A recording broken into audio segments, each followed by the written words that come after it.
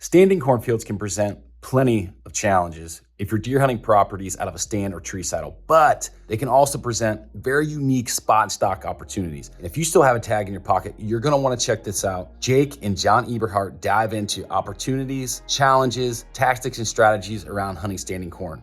Let's go. That makes sense. So here's another off the wall conversation or question here. So I watched one of your videos where you're stalking deer and standing corn. And while we're kind of still talking about, 70, 80% ag areas, what's your philosophy on standing corn in relation to shooting big bucks? It's not that conducive for shooting big bucks. I will say that. Okay. I will say that. As far as just shooting deer for the freezer, I can only think of one good buck I've shot in standing corn. They bed in standing corn a lot. There's just so few of them in Michigan. There's for every 3.5-year-old buck in Michigan, there's probably 40 or 50 other deer, year and a half old, 2.5-year-old bucks and does and fawns. A ton of does. So walking up in a cornfield on a mature buck in Michigan would be very, very difficult because they're just so rare of an animal. But stalking standing corn is absolutely a riot. It teaches you patience. Because when you start, you want to do it during a rain or during a windy day. After you've done it for maybe a half an hour through a cornfield, you tend to want to go too fast. You hurry and you can't. It teaches you to be patient. And also, for filling the freezer or even for trying to kill a mature buck, when you're hunting standing corn, stalking standing corn, or hunting in a standing cornfield on an ambush hunt, a lot of times there's little swales and stuff where you can sit in a swale, make yourself a makeshift blind out of some corn stalks on the edge of a swale. So let's say I'm looking at a square field of, 20 acres of corn, and it's surrounded by this open timber on all sides. What bedding structure do you typically see some of these deer on, how they bed on a square chunk of corn? Is it still on the edges? Totally depends on the cornfield, because every cornfield is different. Some cornfields have valleys running through them. Some farmers, the corn rows are clean as a whistle. Some farmers, there's weeds between the corn, so you can't see very far. Typically, they don't bed along the head.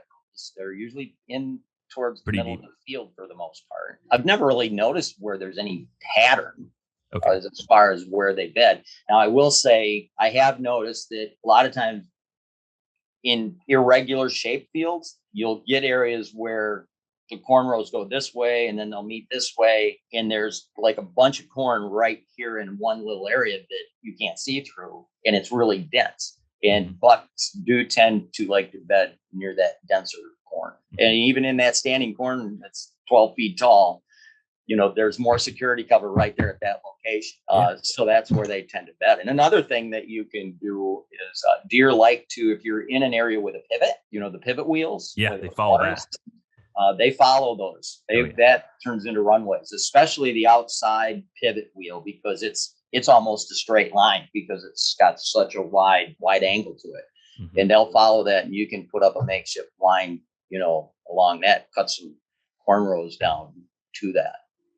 And I always like to cut my lanes into a V, so you've got one spot where you'll see it come by, and then you shoot it in the next spot. So I will always make a V anytime I'm hunting a single route through a standing corn, because otherwise you won't have time to lift your bow and get your shot if you just got a single route, single shooting. That's a good piece of advice. How slow are you working through a cornfield? When you say most people work too fast. So like, how are you tell me a story of an example so we can piece together what that looks like. Cause for me, I would screw it up if I went out tomorrow to try to do it. Let's say it's October and I'm going to go try to stalk in the cornfield. I know I'm going to make a pile of mistakes. So I'm going to try to curve that from your advice here. Well, first off, you have to have, this is an absolute must. It has to be either raining relatively hard or it's got to be extremely windy. Because you cannot stalk through dry corn. It's totally impossible to move through dry corn without deer hearing you and moving. You also have to have a very good scent control regimen, because 50% of the deer on average are going to be downwind. Because you're walking through corn looking both ways. They are going to be downwind of half of the deer that you see. But typical scenario is did you want the scenario of how to do it? Is that what you're looking for? Sure, yeah. Or just walk through an example, because the one video you had, there's a doe. It looks like it's 10 yards away, bedded right down. Yeah, she bedded down right while I had the camera on. Yeah, to me that's crazy. As you can tell, I have a tremor, so so my video, holding a video camera, it was a little shaky. But I mean, you don't see them bed down in front of you. Usually they're already bedded. Yeah. But to walk through a cornfield and you stick your head through and you look down the road to the right and then to the left, or left and then to the right.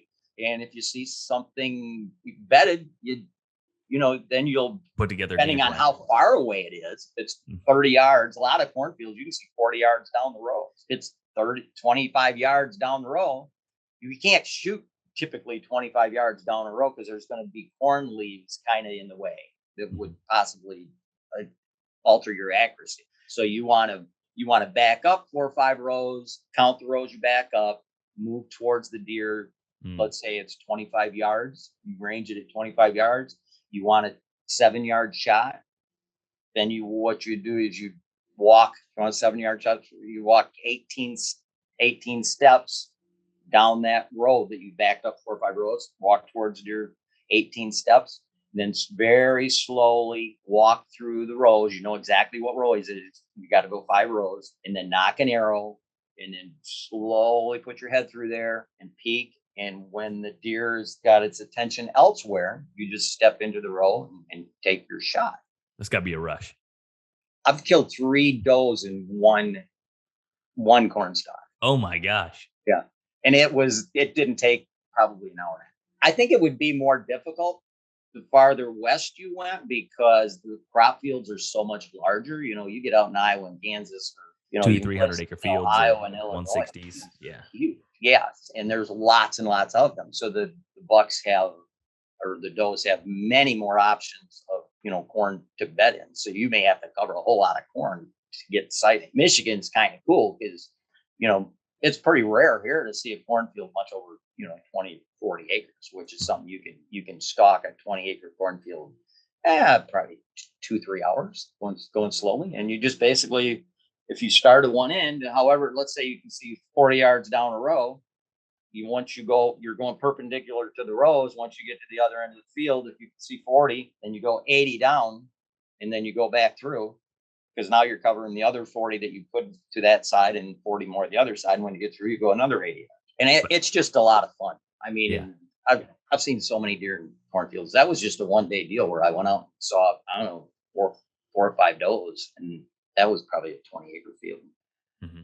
Interesting. So that's a really cool concept. I think it's a good way to maybe get a little bit better of stalking animals. It's a good playground for that, to hone your skills and learn patience, like you said. And it's just fun too. It's just fun. I could imagine that'd be a rush. And the other, it's still the same concept that you've been talking about, is basically constricting areas where the deer can be on whatever it is. Like, for instance, you said that those fields are a little bit smaller, so there's less area for them to be, and you can start to, process eliminations a lot more efficient that way. Absolutely.